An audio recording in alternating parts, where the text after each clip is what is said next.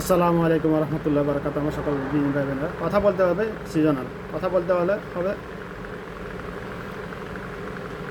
অবস্থা সময়ের পরিপ্রেক্ষিতে।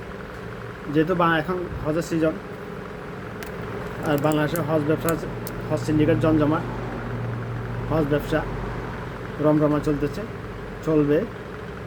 এটার সাথে জড়িত আলেম সমাজ, হজ সিন্ডিকেট, হজ ব্যবসা উভয়ের সাথে জড়িত আলেম সমাজ। আল্লাহবাগ নিয়ে গেছে, ওখানে দেখাইছে আমাকে কী অবস্থা।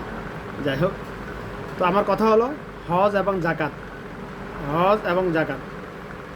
ইসলামী শরিয়ার বিধিবিধান, ইসলামের মূল ভিত্তিপ্রস্তর পাঁচটি বলেন, পাঁচটি, আবার ক্ষেত্র বিশেষ 7টি আছে। মূল জিনিস হলো কালিমা, তাওহীদের উপর ঈমান আনা, সালাত, কালিমা, সালাত, সিয়াম, জিহাদ, জাকাত, হজ। আমাদের শিক্ষা পাবে আগে হজ আসছে না, ওটা ধর্ম ব্যবসায়ীরা করছে, তো এই জন্য আগে আসবে জাকাত, তারপর আসবে হজ। আমি আগে বলছি হজ এবং জাকাত এবং হজ একটির সাথে অন্যটি সম্পৃক্ত, জড়িত।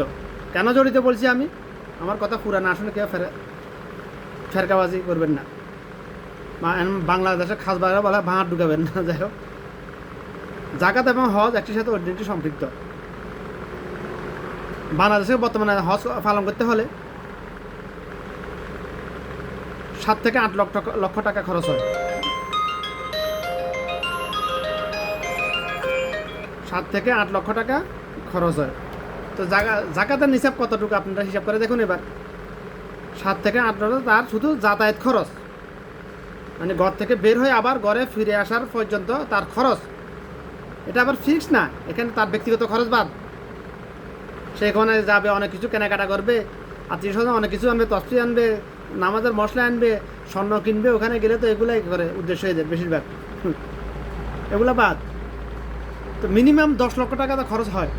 10 লাখ বাদ দিলাম, আর 1 টাকা দিলাম, 9 লক্ষ টাকা খরচ হয় একজন জনপ্রতি বর্তমানে বাংলাদেশ থেকে হজ করতে হলে। এখন কমিয়েছে কিনা আরই জানি না, আমি 1 বছর আগের কথা, 2 বছর আগের হিসাব দিতেছি আমি। তো অর্থাৎ মূল আমার কথা হলো হজ ফরজ হওয়ার আগে জাকাত ফরজ হয়েছে। কিন্তু আমার মূল বক্তব্য হলো আবার যেহেতু হজ ফরজ হওয়ার আগে 5-7 বছর আগে তারপর জাকাত ফরজ হয়, সেহেতু যারা হজ করেছে তারা যদি জাকাত আদায় না করে, আর করলেও যদি কেমনভাবে করেছে, জাকাত আদায় করলেও যদি আল্লাহ রাসূল যেভাবে করার জন্য নির্দেশ দিয়েছেন, এক অর্থ বছরে তার যতটুকু সম্পদ আছে, মোট সম্পদের 2.5% পুঙ্খানুভাবে যদি আদায় না করে, তাও আবার লোক দেখানো নয়। সুন্নাহ তরিকা হলো যাকে দিবে সে জানবে না কিসের টাকা, যে দিবে সেও জানবে না। তার নিয়ত হবে আমি এই জাকাত দিয়ে দিয়েছি একমাত্র আল্লাহর কাছ থেকে বিনিময় পাওয়ার আশায়, দুনিয়ার মানুষকে দেখানোর জন্য নয়। 50 টাকা 100 টাকা নয়, জাকাতের লুঙ্গি শাড়ি নয়, এগুলো হচ্ছে শিরিক। ওয়াকুল্লু বিদাতি দালালা, ওয়াকুল্লু বিদাতি ফিলনার। বিদাতি শিরিক, বিদাত আর শিরিক তফাৎ নাই, কারণ উভয় জাহান্নামী। যে বিদাত করবে সেও জাহান্নামী, যে শিরিক করবে সেও জাহান্নামী। অর্থবোধক একটু ভিন্নতা আছে, তবে দুটা একই প্রকারের গুনাহ, কাবিরা গুনাহ। যেহেতু জাকাত ফরজ হওয়ার 5-7 বছর আগে হজ ফরজ হয়, হজ ফরজ হওয়ার 5-7 বছর জাকাত ফরজ হয়, আমার উপর আল্লাহ জাকাত ফরজ করেছে আলহামদুলিল্লাহ। সেহেতু যারা হজ করেছে জাকাত দেয় নাই, আমাদের দেশে যারা প্রতি বছর 5,500 থেকে 6,000 মানুষ মুসলমান নামদারে আদম সন্তান হজ করে, তো তাদের উপর জাকাত অবশ্যই ফরজ হয়েছে। তারা যদি সুন্নাহ, এক কথায় সুন্নাহ তরিকা যদি জাকাত আদায় করতো, তার প্রতি বছর বাংলাদেশে কত হাজার পরিবার স্বাবলম্বী হইতো, প্রতি বছর কত হাজার পরিবার আত্মনির্ভরশীল হইতো। এটা হিসাব কেউ কখনো ক্যালকুলেশন করে দেখিয়েছে না? দেখে নাই। আর এ নিয়ে যে যার উপর জাকাত ফরজ, হজ ফরজ হয়েছে, যে হজ করেছে তার উপর জাকাত ফরজ, তাকে আগে জাকাত আদায় করতে হবে, তারপর হজ করতে হবে। এটা বাংলাদেশে কোনো ধর্ম ব্যবসায়ী কখনো বলেও না, ভবিষ্যতেও বলবে না, নাউজুবিল্লাহ। বাংলাদেশে কোনো আলেবেল লেফাজারি শয়তানগুলো কখনো বলে না, ভবিষ্যতে বলবে না, সম্ভাবনা খুবই কম, বলবে না।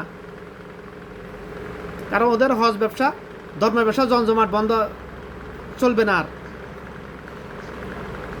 সাধারণ মানুষ যদি সবাই যদি আলেম হয়ে যায়, মানে জানি আলা হয়ে যায়, আলেম মানে জানি। আলেম শব্দের শাব্দিক অর্থ হলো এল, জানা, জানি। কিন্তু আলেম, তুমি কি জানো? হ্যাঁ আমি জানি। আলেম শব্দের অর্থ আমি জানি। বাংলাদেশের সকল মুসলমান নামদারি আদম সন্তানগুলো যদি দিন সম্পর্কে জানে, তাহলে বাংলাদেশের ধর্ম ব্যবসা বন্ধ হয়ে যাবে। তো ধর্ম ব্যবসায়ীরা চায় না যে ধর্ম ব্যবসা বন্ধ হোক, ধর্ম ব্যবসায়ী চায় বিদাত চালু থাকুক। তো আমার মূল বক্তব্য হলো হজ এবং জাকাত। যার উপর যে জাকাত হজ করেছে, জাকাত আদায় করে না, তার আমও গেছে, সালাও গেছে, তার হজ কবুল হবে না। হজ ফরজ হইলে ফরজটা আদায় হয়ে যাবে, ফরজ আদায় হয়ে যাবে। আর কবুল হওয়া, এটার মধ্যে আকাশ পাতাল পার্থক্য। কবুল হলে আপনি এটা নেকিও পাবেন, যেমন হাসর আল্লাহ মিজান, এটার ফজিলতও পাবেন দুনিয়াতে, আল্লাহ সম্মান দিবে আপনাকে। অনেক অনেক এটা ব্যাখ্যা অনেক ব্যয়বহুল, সময় সংক্ষিপ্ত আমি বলতে হবে, এই জন্য ওদিকে গেলাম না আমি। তো আপনি কি যারা জাকাত হজ পালন করেছেন অতীতে, গত বছরের আগের থেকে বছরগুলোতে, আপনি কি জাকাত আদায় করেছেন? যেভাবে আদায় করার জন্য আল্লাহ রাসূল সাল্লাল্লাহু আলাইহি ওয়াসাল্লাম বলছেন। আর কারণ আল্লাহ রাসূল সাল্লাল্লাহু আলাইহি ওয়াসাল্লাম বলছেন, সাল্লু কামা রাআইতুমুনি ওয়াসাল্লি। এই হাদিসটা শুধু নামাজের প্রসঙ্গে আসছিল, কিন্তু হাদিসটা মুসলমানের জীবনে প্রত্যেকটা কাজের সাথে ফিট। আল্লাহ রাসূল বলছে, নামাজ পড়ো সেইভাবে যেভাবে আমাকে পড়তে দেখেছো। এই হাদিসের ব্যাখ্যা আমি এভাবে করি, যেভাবে আমাকে আল্লাহ পাক করার তৌফিক দিয়েছে, ইলম দিয়েছে, হিকমত দিয়েছে। জিহাদ করো সেইভাবে যেভাবে আমাকে করতে দেখেছো। সিয়াম পালন করো সেইভাবে যেভাবে আমি পালন করে দেখিয়েছি, আমি পালন করার জন্য বলেছি। জাকাত আদায় করো সেইভাবে যেভাবে আমি আদায় করার জন্য বলেছি, আমি আদায় করে দেখিয়েছি। হজ পালন করো সেইভাবে যেভাবে আমি পালন করেছি। লে সেলফি লে লে লে লে লে হজ পালন, এখন তো হজ উমরা করে সেলফি নেওয়ার জন্য, মানুষকে দেখানোর জন্য না। তো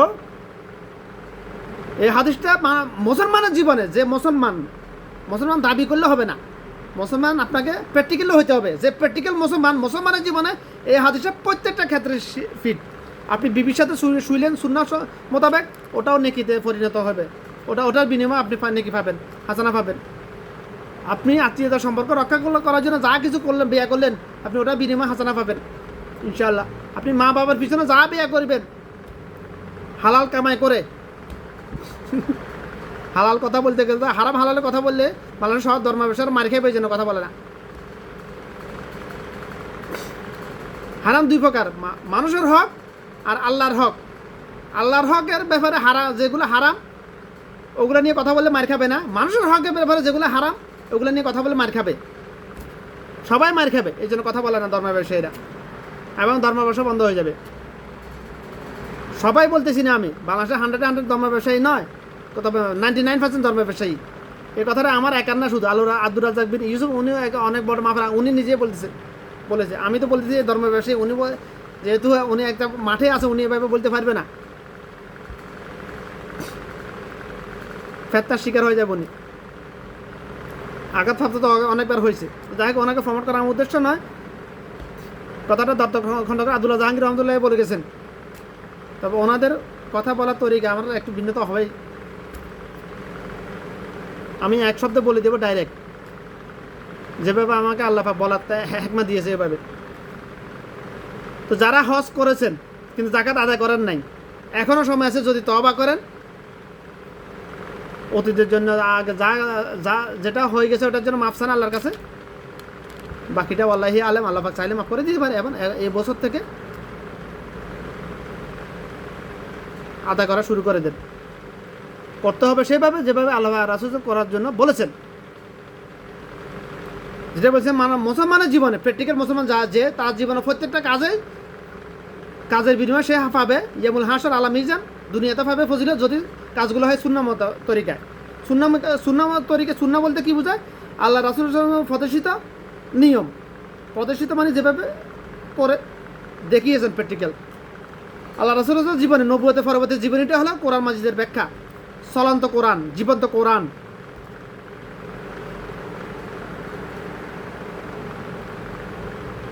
কারণ আল্লাহ রাসূল সাল্লাল্লাহু আলাইহি ওয়াসাল্লাম শুধু মুখে বলেন নাই, যা বলেছেন তা প্র্যাকটিক্যাল করে দেখিয়েছেন। প্রত্যেকটা ক্ষেত্রে যারা পরিমাণ ফাঁক নাই এটার মধ্যে। আমাদের মতো নয়। আমাদের দেশে অনেক বড় বড় আলেম ধর্ম ব্যবসায়ীরা ওয়াজ মসজিদে অনেক করে, কোরআন হাদিসে অনেক কথা বলে, মুখে বলে, কিন্তু কলব থেকে বলে না, নিজে আমল করে না। আপনি যেটা নিজে আমল করবেন এবং মুখে বলবেন, ওটা মানুষের কলবে আঘাত আনবে, নক করবে ওটা গিয়ে। আপনি যেটা আমল করবেন না কিন্তু ওয়াজ করবেন, ওটা মানুষের কলবে ওটা এফেক্ট করবে না। তো যারা হজ করেছেন, করবেন, আশা করতেছেন, তাদের উপর হজ ফরজ হয়েছে, কিন্তু আল্লাহর কাছে কিবা আল্লাহর কাছে দোয়া করতে, আল্লাহ আমি উমরা করব, হজ করব। যারা উমরা করে তাদের উপর হজ জাকাত ফরজ। রূপার নেশাব ধরলে মানুষ তো মানে গরিবের হক মানি খাওয়ার জন্য ফাঁক খুঁজে খালি রূপার নেশাব ধরে কেউ জাকাত আদায় করে না। হয়তো আছে,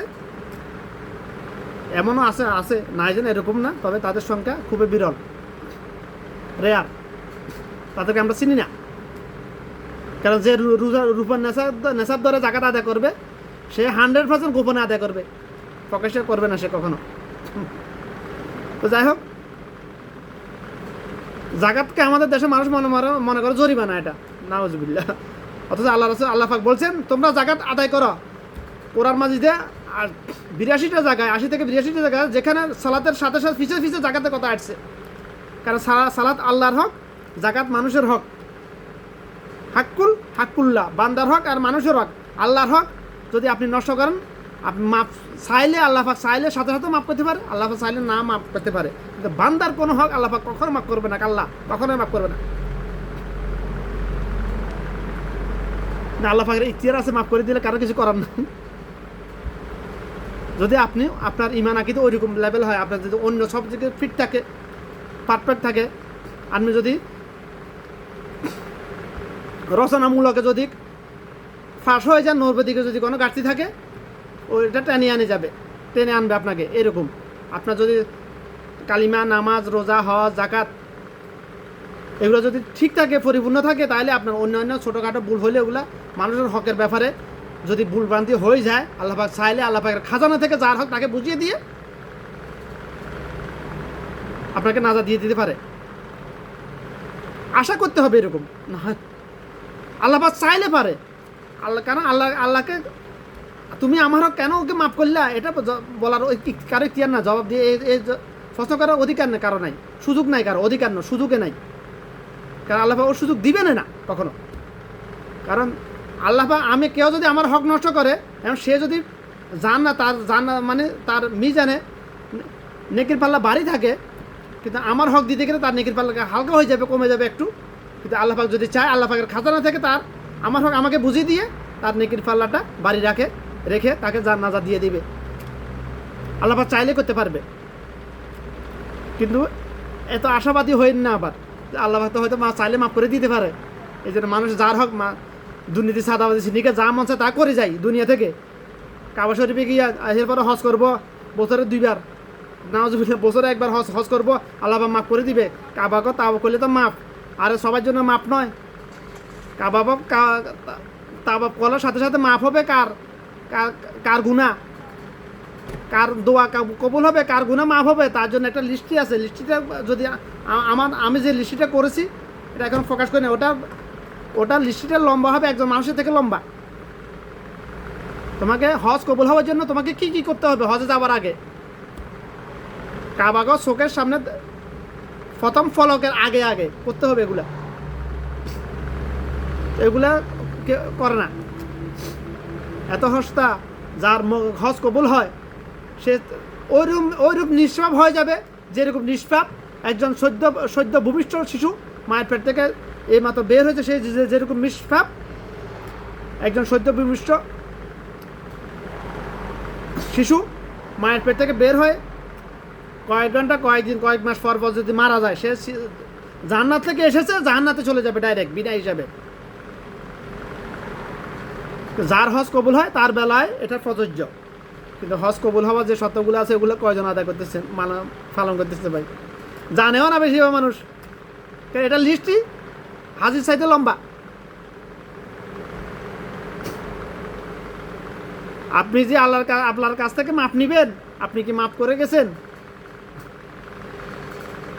হ্যাঁ, আপনি কীভাবে আশা করতে পারেন আল্লাহ সব আমরা সব মাফ করে দিবে? আপনার হক অনেকে নষ্ট, আপনি কি তাদেরকে মাফ করেছেন? আপনি যদি মাফ করেন তাহলে আশা করতে পারবেন, অনেক বড় আশা করতে পারবেন, আল্লাহ আমি মাফ করে দিয়েছি, তোমার গুণা নিতে হয়েছি, তুমি আমাকে মাফ করে দাও, এতটুকু যথেষ্ট আল্লাহ পাক কবুল করার জন্য ইনশাআল্লাহ। তো আমার কথা হলো ধর্ম ব্যবসা, হজ এবং জাকাত। আকিমুস সালাত ওয়াতাউ জাকাত। কেন সালাতের পিছে পিছে যারা জাকাতের কথা আসছে ভাই? কারণ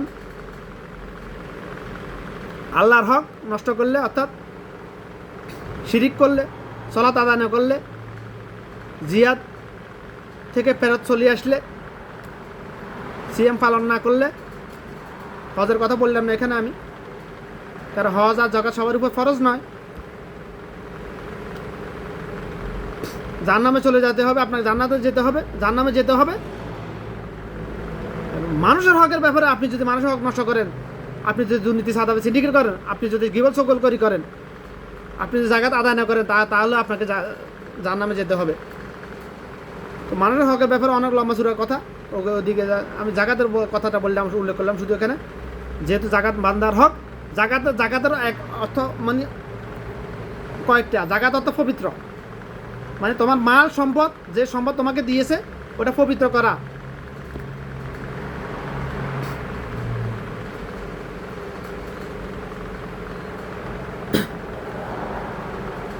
তো এখনো সময় আছে, যার এখনো মৃত্যু হয় না তার জন্য এখনো সময় আছে, এখনো তওবা করে আল্লাহ খাঁটি তওবা নসুহা করতে হবে। তওবা নসুহার শাব্দিক অর্থ হলো আল্লাহর সাথে ওয়াদা করা, এগ্রিমেন্ট করা, চুক্তি করা, আল্লাহ আমি বাকি জীবনে এই গুনাহ আর করবো না, এই পাপ কাজ আর করবো না। তারপর বলতে হবে আল্লাহ তুমি আমাকে মাফ করে দাও। আল্লাহ পাক বললে ওয়াজাবাত, দিলাম তোরে মাফ করে। শর্ত আগে পূরণ করতে হবে, তওবা কবুল হওয়ার শর্ত আছে, দোয়া কবুল হওয়ার শর্ত আছে। আমরা তো দৈনন্দিন কত দোয়া করি, আমরা সালাতের পরে মুনাজাত করে না, এরকম মানুষ খুব কম ভালো আসে। কত দোয়া করি আমরা, আমাদের দোয়া কি সবার দোয়া কি কবুল, সব দোয়া কি কবুল হয়? কেন হয় না? দোয়া কবুল হওয়ার শর্ত আছে, দুটো শর্ত। দোয়া করলেই কবুল হবে তার যে জীবনে কখনো মিথ্যা কথা বলবে না মানুষের হক নষ্ট করার জন্য, যার পেটের ভিতর কোনো প্রকার হারাম ঢুকে নাই, সে দোয়া করলে কবুল। দুইটা শর্ত, দুইটা বলতে খুব সহজ, কিন্তু মানতে গেলে কঠিন এখনো হয়ে গেছে। কারণ কেয়ামত খুব সন্নিকটে, কেয়ামতের আর 500,000 বছর নাই এরকম মনে হইতেছে। বাকিটা আল্লাহু আলেম।